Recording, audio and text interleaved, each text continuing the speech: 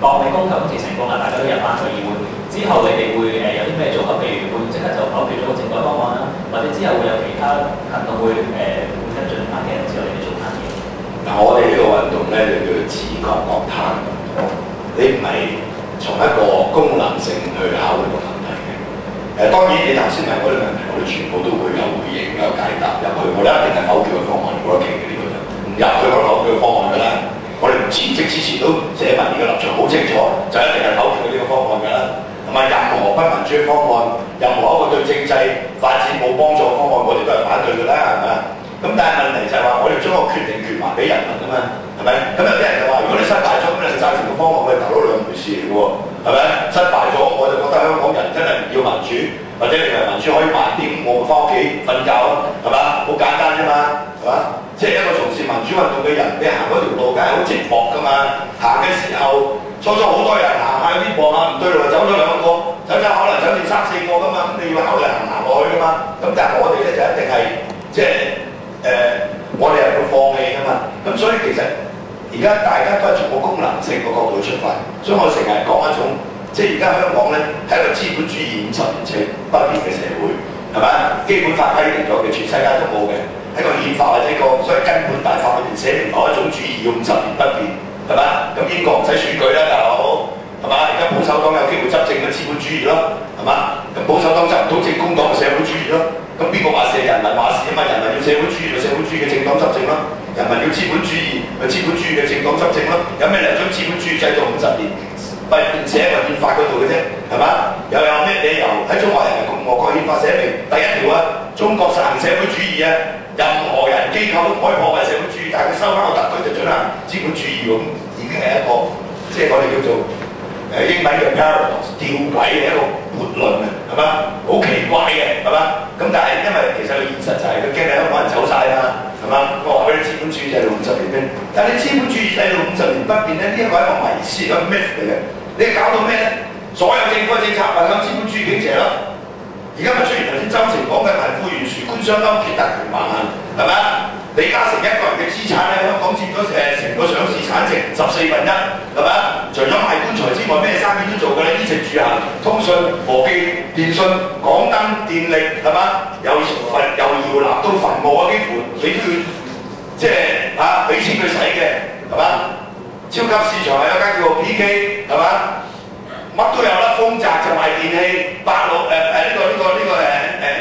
臣氏係賣藥、賣尿片，俾佢做晒啦，係嘛？個財富係偏向好少部分人啊嘛，但係有份生產嘅貢獻呢個社會，有3萬幾蚊國民所得美金嘅係香港人啊嘛，但係你個財富分配有問題啊嘛，所以後生嘅人、年青嘅人一定好似周庭咁，即係寫文言㗎啦，唔使問嘅。嗱頭先講嗰啲嘢全部係寫文言政綱裏邊寫喺度嘅。咁同志運動啦，我哋推動係嘛？婦女啦，係咪？個性別運動全部都寫埋你嘅政綱寫入去㗎，冇一個政綱寫㗎。大佬支持性工作者啦，係嘛？嗰個係性工作係一份職業，係嘛？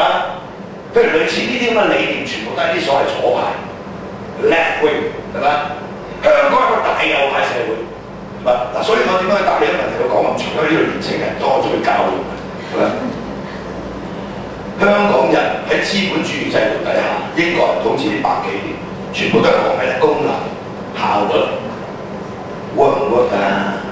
得唔得啊？唔得好做啦，係咪？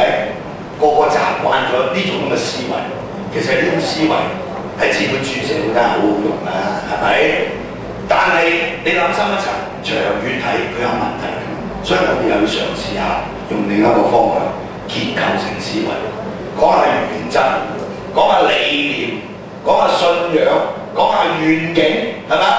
喂，好似可望而不可即。正如頭先我引用歐盟之父嗰句説話，任何嘅重大歷史事件一開始嘅時候都係一個烏托邦嚟嘅，個個都話俾你聽冇可能實現嘅，但到最後佢會變成一個現實。共產主義運動最初開始嘅時候，點解唔係一個烏托邦？係咪？要人人平等，成個社會都係公義嘅，冇階級，係咪？只係一種階級嘅啫，叫無產階級，係咪？均富社會天堂，點解唔係烏托邦啊？跟住通過武力革命成功一個共產主義嘅政黨，係嘛？跟住就唔兌現佢諾言啦。最近有個大陸嘅作家，年青作家，我諗你哋都聽過叫韓寒啊。章，國語係咁講嘅：我希望中國共產黨能夠兌現他泡妞的時候的承諾。呢個係一個年青作家，譯做中文係咩呢？我希望中國共產黨能夠兌現佢當年溝女嘅時候嘅承諾。呢個溝女嘅承諾係講咩？1945年，當佢仲未奪取政權嘅時候，同呢個國民黨要內戰，將近要內戰嘅時候，所有共產黨嘅言論、共產黨人嘅言論、支持共產黨嘅人，同埋所有共產黨嘅刊物，都係講一樣嘢，要求國民黨結束一黨專政，還政於民，實行普選，同我而家講嗰啲嘢一樣。呢個係1945年，呢個就係溝女嘅時候嘅承諾啦。溝到條女之後，建國啦，係嘛？唔記得咗啦，係嘛？跟住實行極權統治啦。所以呢個韓寒真係好嘢，啲年青人啊嘛。所以我哋雖然60歲，我好煙嘅，我話俾你聽，係嘛？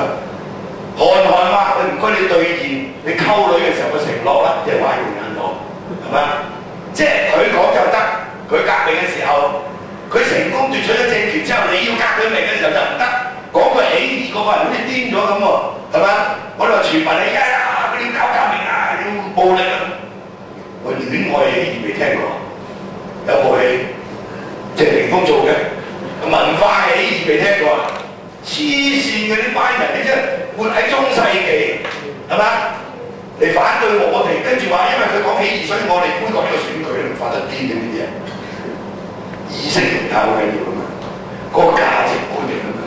所以我哋點解成日強調唔係講個成敗，輸又點，贏又點啦，俾你補翻個議席又點啦，係咪先？但係呢個方案我哋一定係否決佢嘅。OK， 如果失敗啦，呢個補選或者呢個公投，我哋公社兩黨只係攞翻我哋嘅基本盤，我都當佢失敗㗎。唔係我哋基本盤係35萬票，兩個黨加埋上次選舉，我要攞個double，咁我就贏啦。所以我哋而家不斷去叫啲人去投票，係嘛？你投票就得㗎啦，你唔一定投俾我，你投票就得㗎啦，係嘛？呢個投票嘅意義喺邊度？喺我哋啲文書講得好清楚，係嘛？所以好似呢啲咁嘅場合，即管得個10零人，我講到聲都沙，我都係用嚟講嘅喎。今朝早去教會度做崇拜，跟住嗰個細教會嚟嘅。梗係細教會先可以叫我講嘢啦，係咪？大教會話我係異端嚟㗎嘛，係嘛？咁我講1個鐘頭5區公投，幾好個傳道人，我都唔知幾愛佢，得幾廿人啫嘛。我又去講，勿以善小而不為，點點滴滴累積翻嚟嘅。我上個禮拜2間中學講5區公投。個校長梗係唔會俾我講啦，個通識老師係我 fans 啊嘛，係咪先？佢攝窿攝罅都攝個位俾我去講，又去講，由中1至中7，係嘛？我咪用啲通俗啲嘅語言咯。政改方案有咩唔好？我政改方案啦，而家呢個政改方案先係屎嚟嘅，不過我加咗啲糖落去，等你容易入口啲啫，係嘛？加咗糖嘅屎你食唔食啊？咁啊點解呢個係屎咧？我解俾你聽咯嗱。我話咧，西方嘅民主國家、先進國家，大家爭論嘅咧就係究竟俾工黨執政好啊，定係保守黨執政好啦？